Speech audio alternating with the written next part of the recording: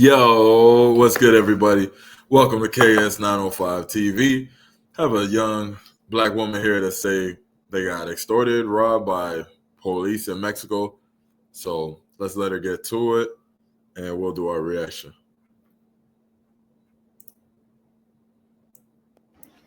My friends and I were robbed at gunpoint by Mexican police. As you may or may not know, this past weekend was my bachelorette trip. We were going out. We were heading out for a night out at the club. We decided to go. Wait, sorry, real quick. She said it was her bachelorette celebration? Hold on. I just want to make sure this is very clear. My friends and I were robbed at gunpoint by Mexican police. As you may or may not know, this past weekend was my bachelorette trip. We were going out. Bachelorette trip to Mexico with the girls? Oh, man, your husband or fiance, shout out to him. That's a strong brother, man. I don't know. Girls trip to Mexico for the bachelorette party? What do y'all think? We were heading out for a night out at the club. We decided to go to Sick in Tulum, and we had an amazing time at this place. I will say, please excuse me, I just woke up, and this is something that I've been wanting to talk about since we've been there, but just didn't want to because I didn't want the wrong person to stumble across this video. And I didn't know what could have escalated from that point.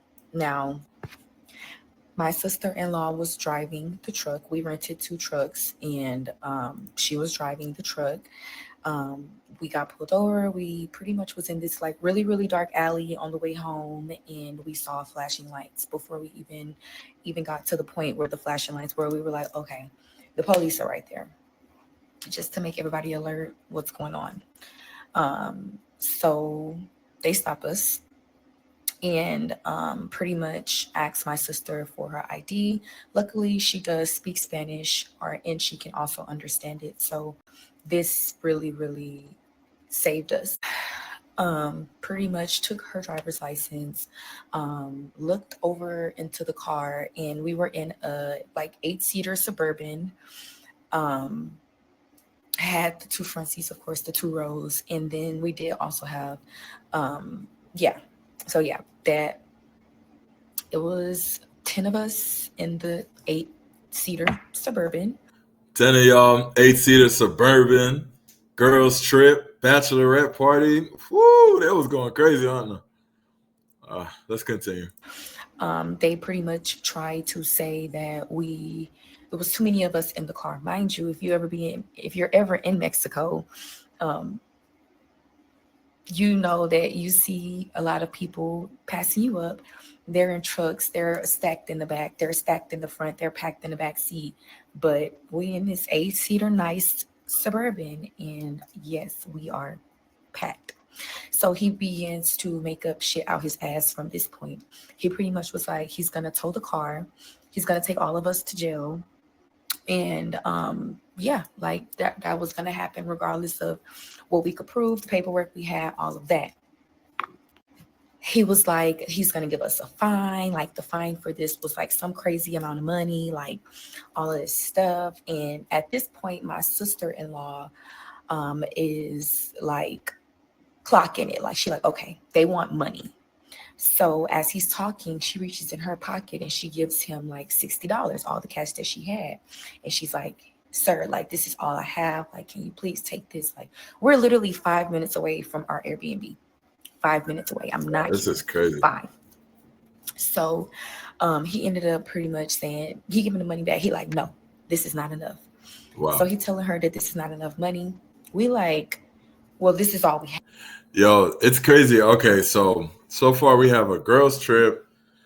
All right, so they're pulled over. Police, they offered them 60 USD, and the police is saying it's not enough. Hey, listen, I don't know nothing about Mexican police, but wow, that's tough, man. I don't want to say too much, but typically in these countries, you know, police would be happy for 60.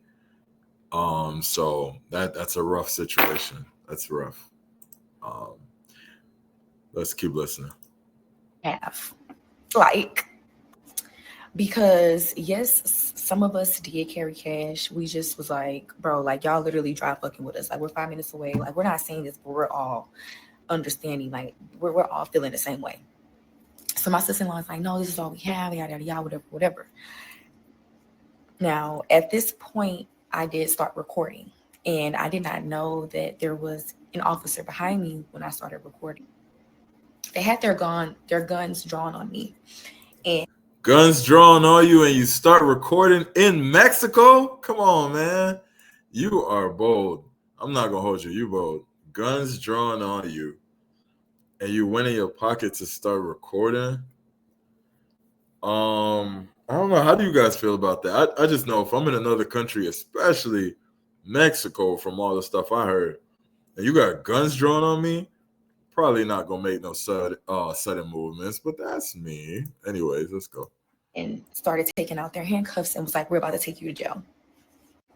So they're about to arrest me. I'm literally pleading for my life. I'm like, please, like, I didn't, like, they're pretty much saying it's illegal to record them, but this shit was not illegal. Like, they know what they were doing was wrong as fuck, y'all. Like, it was so wrong. Like, they literally just kept egging on, adding on stuff, like just picking with us. They went as far as popping the trunk, taking everybody's wallet. They literally went through all of our wallets one by one, like one by one. Of course, they found cash. They took all the cash that we had. I mean, luckily, a lot of us didn't bring too much cash. They only took like Wow. $200 something. Wow. But they were asking initially for like $1,000 or $500 or something like that. And we was like, no. So yeah, they're pretty much about to arrest me. My sister's like, please, like she didn't know, she was recording, I'm crying, like my friends in the back, like we're all going fucking crazy, we're going nuts, like literally scared for our fucking lives. So he took my phone from me and he deleted the video. And then as that happened, he pretty much put the gun on me again. He was like, no, you didn't delete it. And then he was like, oh, do you recently deleted? He took my phone again. He went to my recently deleted. He deleted everything from my recently deleted. Like, y'all, this was just so traumatizing. Like, this is my bachelorette trip. We're in Mexico. We're all girls. They literally took advantage of us. They knew that we were fucking helpless. Like, they knew that no man was out there to help us. Like, but I would just say, like, I'm so happy that we were able to drive away from that.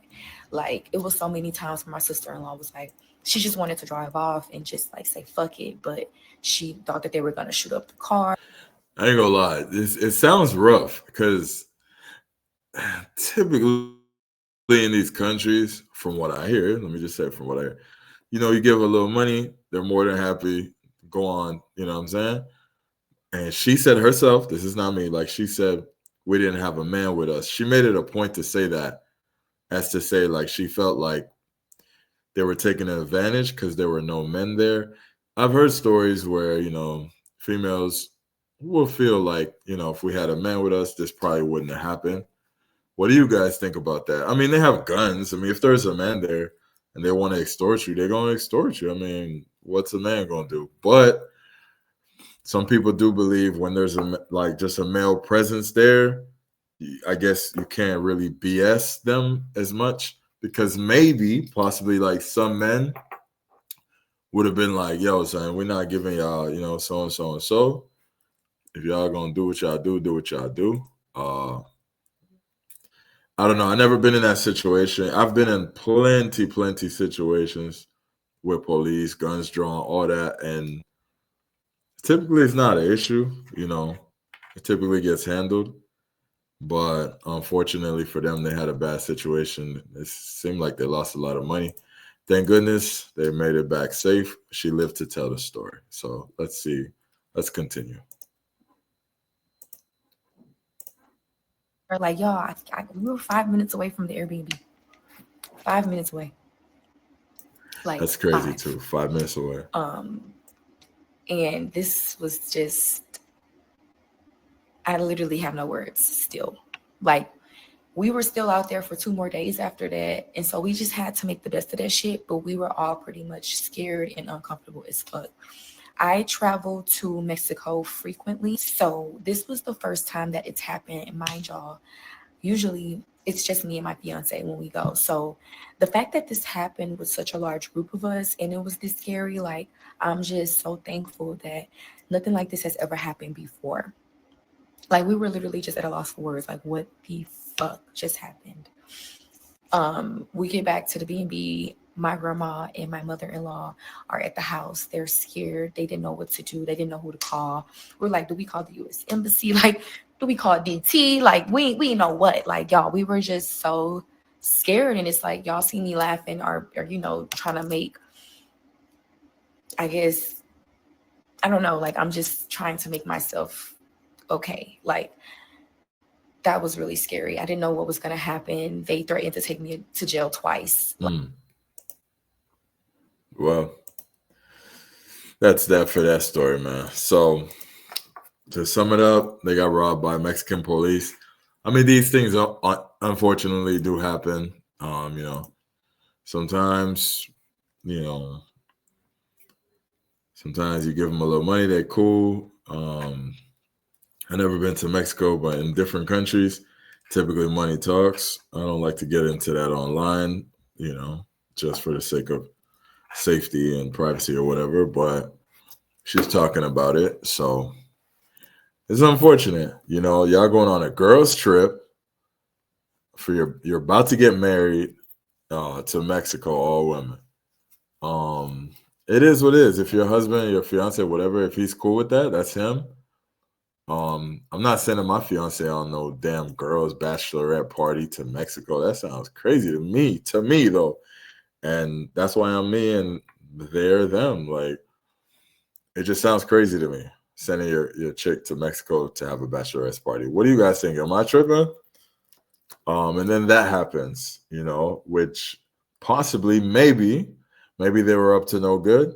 And then that happened. And then now it's like, now you have a wake-up call. Like, come on, man. Girls, big suburban, 8-seater, big girls trip, a bunch of them on a bachelorette party.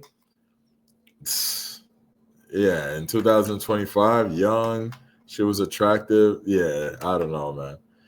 I'm not saying she was cheating on her fiance, but the group in total, in whole, hey, these days chicks be thinking like dudes. So they're probably like, yo, this my, you know what I'm saying? It's your last night single. Turn up, But who knows? He was probably turning up too. Whatever. I don't know.